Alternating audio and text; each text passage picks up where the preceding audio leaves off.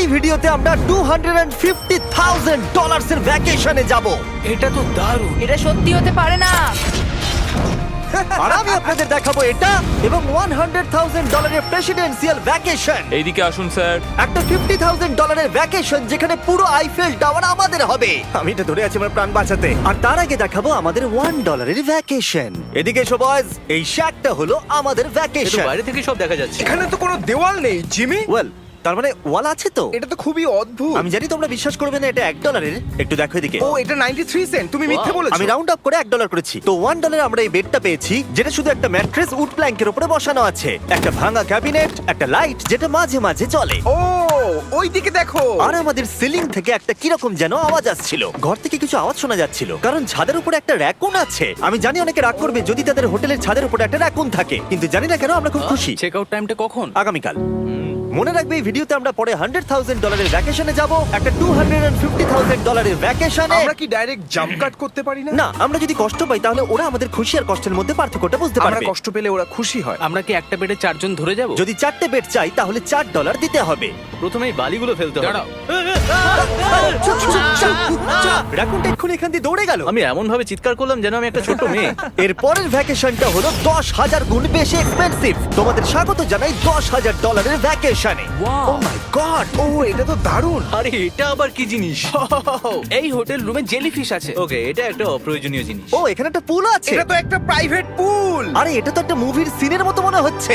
তোমাদের হোটেল থেকে কি হেঁটে বিচে যাওয়া যায়? ওয়াও, এটা কি আমাদের নিজেদের প্রাইভেট বিচ? ও মাই গড, এটা দুর্দান্ত। তারিক, কবে থেকে এই জলের রংটা নীল হলো? আমি জানি না। এই ভ্যাকেশনের মধ্যে ইনক্লুড করা আছে একটা বড় স্পা, ও কি দারুণ। একটা পার্ক ভর্তি ফ্ল্যামিঙ্গোস, ও ওরা মারামারি করছে। ফ্লামিঙ্গোস আর আনলিমিটেড রুম সার্ভিস। আচ্ছা, আপনাদের কি চাই? সবকিছু। এখানে একটাই নেগেটিভ পয়েন্ট আছে যে এখানে র‍্যাকুন নেই, হ্যালো রাকুন।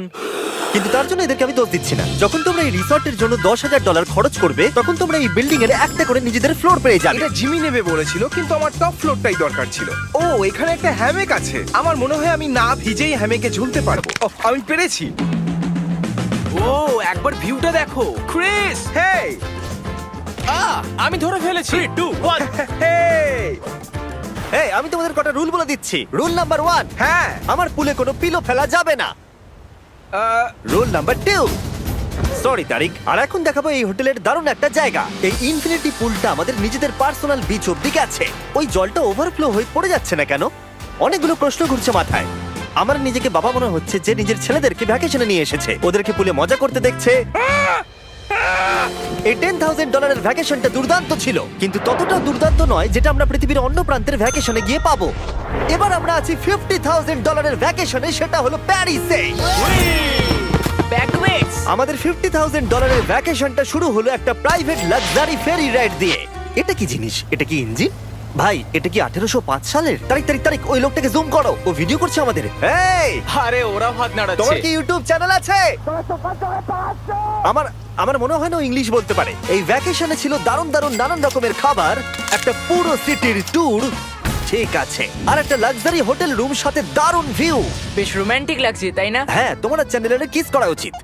আর লাস্টে ছিল একটা খুবই এক্সপেন্সিভ সারপ্রাইজ। তোমরা সবাই হয়তো অনেকক্ষণ ধরে ভাবছো এটা $50,000 এর ভ্যাকেশন, আর আমরা এখনো অব্দি 50,000 খরচাই করিনি। হ্যাঁ, কিন্তু কোথায় খরচা করবে? তোমাদের পিছনে ওটা তো আইফেল টাওয়ার।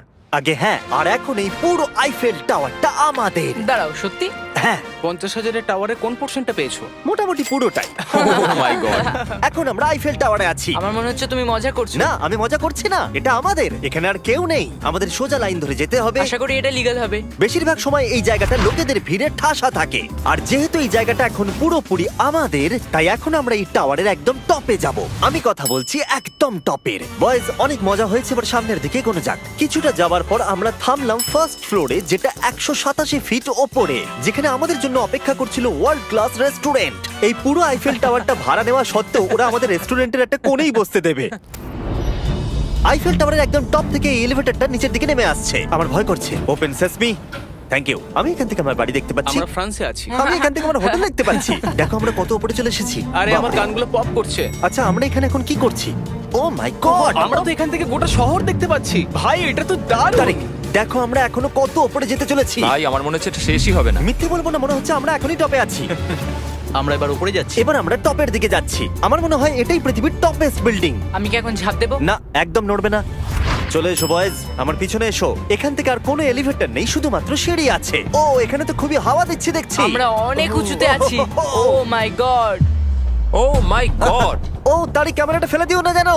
আমরা প্রায় 900 ফুট উপরে দাঁড়িয়ে আছি, সব থেকে হাইস্ট পয়েন্ট যেখানে টুরিস্টদের অ্যালাউ করা হয়। কিন্তু যেহেতু আজ রাতের জন্য এটা আমাদের, তাই আমার কাছে একটা সারপ্রাইজ আছে। দরজার পিছনে কি আছে বলো? সিঁড়ি। না মানে আমি বলতে চাইছি, তুমি কি করে জানলে? আমরা সিঁড়ি দেখতে পাচ্ছি। হ্যাঁ, একদম ঠিক। এখানে আরো সিঁড়ি আছে, কিন্তু এই সিঁড়িগুলো আমাদের একদম টপে নিয়ে যাবে, যেখানে কারোর যাবার অনুমতি নেই। আরে বাপ রে! ও মাই গড! ও মাই ভাই। গড! আমাদের এখানে আসার অনুমতি আছে? আমি জানি না সেটা। ও, এটা ভয় পাই দিয়েছে। এখানে রেলিংটা তো আমার মাত্র কোমর অবধি। আমি এটা ধরে আছি আমার প্রাণ বাঁচাতে। আমি এখন বুঝতে পারলাম যে টুরিস্টদের কেন এখানে আসতে দেয় না। একজন নিচে দাঁড়িয়ে থাকা ক্যামেরাম্যান আমাদেরকে জুম করে ক্যাপচার করবে। ও 1 মাইল দূরে আছে।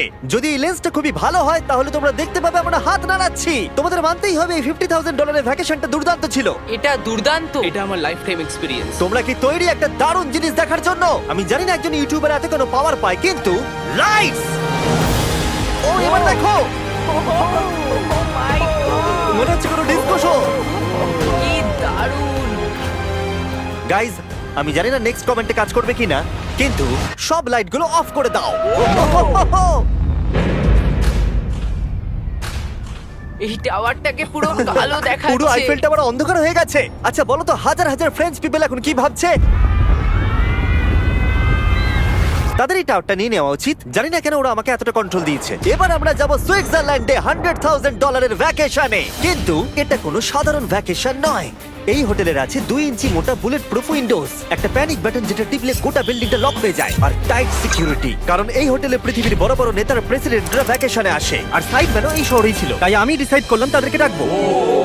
মাই গড, এখানে তো অনেক খাবার আছে দেখছি। এখানে তো পুরো সমুদ্র তুলে নিয়ে চলে এসেছে। হি হি হি। এগুলো তো নাট। এটা গোটা ইউরোপের সব থেকে এক্সপেন্সিভ পেন্ট হাউস সুইট। এখানে আছে 8টা ফ্লোর, কয়েক ডজন রুমস, প্রচুর স্টাফ আছে আপনাদের যে কোনো প্রয়োজনে এবং খাবার সরবরাহ করবার জন্য। তোমার এটা চাই? নাও খেয়ে দেখো। এ বাবা, এদেরকে কি নর্মাল গেস্টদের মতো মনে হচ্ছে? তার মানে আপনারা এদেরকে বোকা মনে হচ্ছে। যেমনটা আমি আগে বলেছিলাম, এখানে পৃথিবীর বড় বড় লিডাররা ভ্যাকেশনে আসে। এমনকি বিল ক্লিনটন এখানে ছিল এবং তাকে কেউ হত্যা করতে পারেনি। এটা এতটাই সেফ। এখানকার সিকিউরিটি খুব টাইট, এমনকি সব উইন্ডোগুলো বুলেট প্রুফ। মানে এটা বুলেট প্রুফ। ও মাই গড, এটা তো খুবই মোটা। খুব শক্ত। আমি যদি প্রেসিডেন্ট হতাম। আর আমরা প্রয়োজন হলে কিছু স্নাইপারও রাখতে পারি আমাদের রুফটপে। আপনাদের কাছে স্নাইপারস আছে? তোমার সাথে সাইডম্যান নিয়ে কিছু নেগোশিয়েট করতে চাই। আমি চেষ্টা করছি। হ্যাঁ, এটা আমাকে নেগোশিয়েট করতে সাহায্য করবে। আমি 10% কিনতে চাই। বলো কত বলবো? তোমাকে জিজ্ঞাসা করেছো, তুমিই বলো। 200 মিলিয়ন জিমি। 200 মিলিয়ন। ঠিক আছে, প্যানিক বাটনের দিকে চলো। মিথ্যে বলবো না, যখন থেকে এখানে এসেছি আমি এই বাটনটাকে টিপতে চাইছিলাম। তোমরা সবাই নিশ্চয়ই বলবে এটা গুড আইডিয়া। তুমি বিল ক্লিনটন আর তোমাকে হুমকি দেওয়া হয়েছে। প্যানিক বাটন টিপে দাও। ও টিপে দিল। ও দাঁড়াও, আমি দেখতে পাচ্ছি এটা দরজা বন্ধ আরে আমরা হচ্ছে। কি আটকে গেলাম? এটা কি লক? তোমরা কি ভেতরে আছো? তুমি কি নোলান? হ্যাঁ, সব দরজা বন্ধ। 1 সেকেন্ডের জন্য শুধু বেরিয়েছিলাম। কোন বাটনটা দিয়ে খোলে? তুমি এক্ষুনি প্যানিক ছিলে আর এখন দরজা খুলতে চাইছো? আর যদি তুমি এই বাটনটা টেপো, এরপরে পুলিশ আসবে আর তোমাকে একটা বড় ফাইন দিতে হবে। আর কিন্তু টিপবে না। আমি ভাবছিলাম প্রেসিডেন্টরা কিভাবে কোনো জায়গায় যায়, যেমন ম্যাকডোনাল্ডস। দেখি প্রেসিডেন্টরা কিভাবে ট্রাভেল করে। চলে এসো দিকে। তুমি যদি প্রেসিডেন্ট হও তাহলে তুমি যেখানেই যাও না কেন তোমার সাথে বডিগার্ড থাকবে। মানে যখন তুমি ড্রাইভ করছো।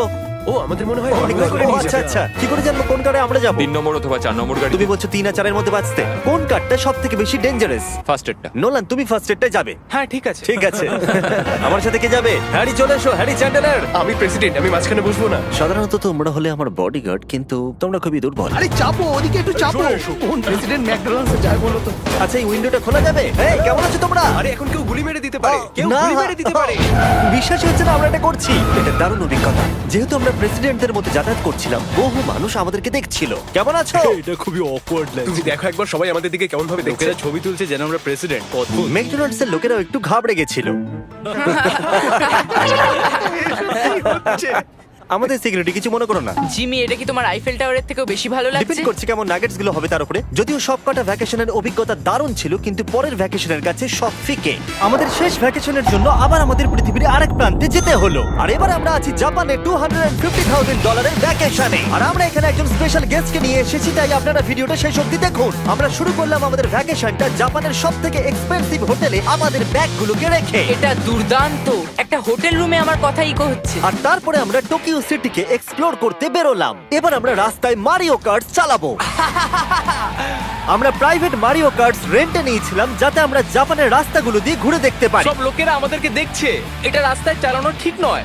আসল গাড়ি ঠিক আমার পাশ দিয়ে যাচ্ছে। দেখো কত লোক এই রাস্তাটা পার করছে। এটা পৃথিবীর অন্যতম বিজি ক্রসওয়াক, আর আমরা এর মধ্যে দিয়ে চালাচ্ছিলাম। ও, আমরা টোকিওতে গো কার্ট চালাচ্ছি। গো কার্ট! ভাই, আমি জাপানকে খুব ভালোবাসি। এই জায়গাটা তো দারুণ। যখন আমরা আমাদের পরের ডেস্টিনেশনে পৌঁছলাম, আমরা দেখা করলাম আমাদের শোড মাস্টার ইয়োশিওকি সুমিদার সাথে। গত 26 বছর ধরে উনি কাটানা চালানোর ট্রেনিং দিচ্ছেন, আর উনি রাজি হয়েছেন আমাদের সামুরাইয়ের রেয়ার লেসন আর্ট শেখাতে। উনি আমাদের সবাইকে একটা করে কাটানা দিয়েছিলেন, আর লেসন শুরু হয়েছিল সুইঙ্গিং টেকনিক দিয়ে। যতটা ভেবেছিলাম ততটা সহজ নয় এটা। নাও না, না, আমি এটা করতে পারলাম না। তারপর আমার পালা এলো। তোমাদের কি মনে হচ্ছে আমি এটা পারবো? হ্যাঁ হ্যাঁ, তুমি নিশ্চয়ই পারবে। হেই! দেখা যাক বয়েজরা কি করে।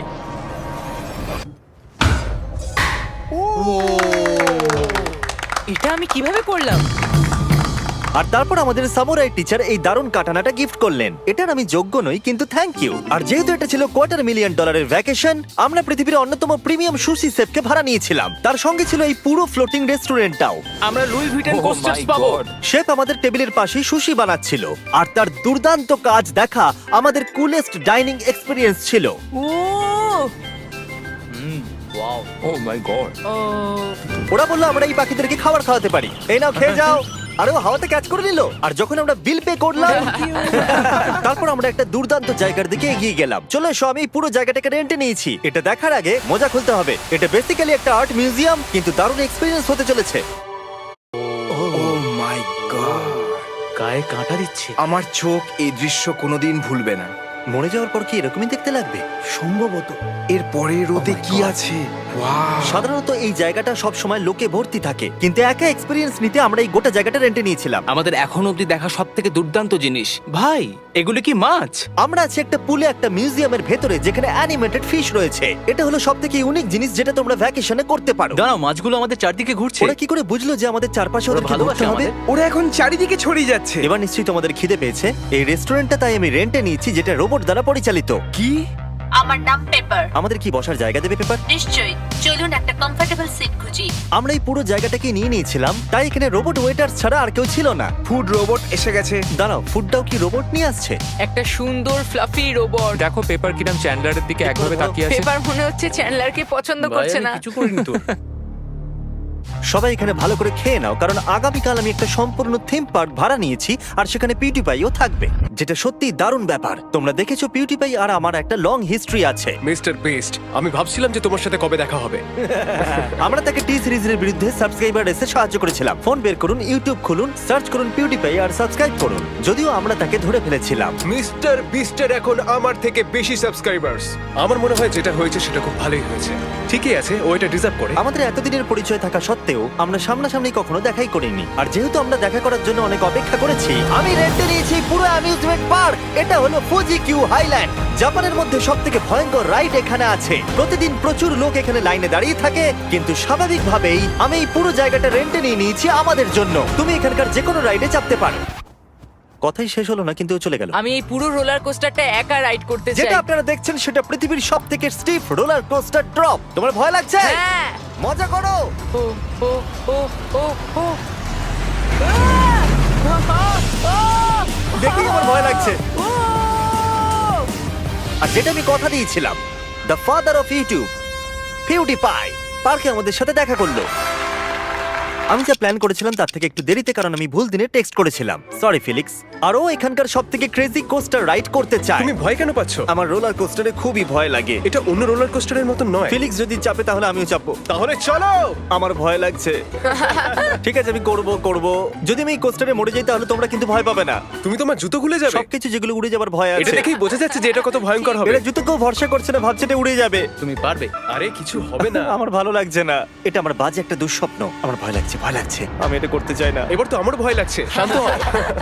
ও যা খুশি করো, কিন্তু ছুড়ে কিছু মেরো না। আমার ভয় লাগছে। আমরা অন্য কিছু পাচ্ছি, ভালো কিছু, একটা কমফোর্টেবল রাইড। আমি সত্যি জানি না এটাতে কি হতে চলেছে। লিটারালি একটা পয়েন্টে এসে এটা 90 ডিগ্রি ড্রপ আছে।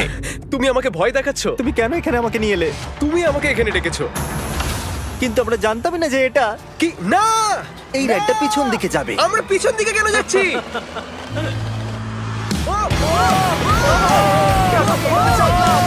ও মাই গড, আমরা তো ঘুরছি।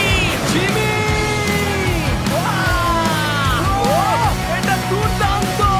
এটা সবথেকে ভালো রোলার কোস্টার। ও মাই গড, ফিলিক্স, আমরা এক্ষুনি কি করলাম? আমি কাঁদছি।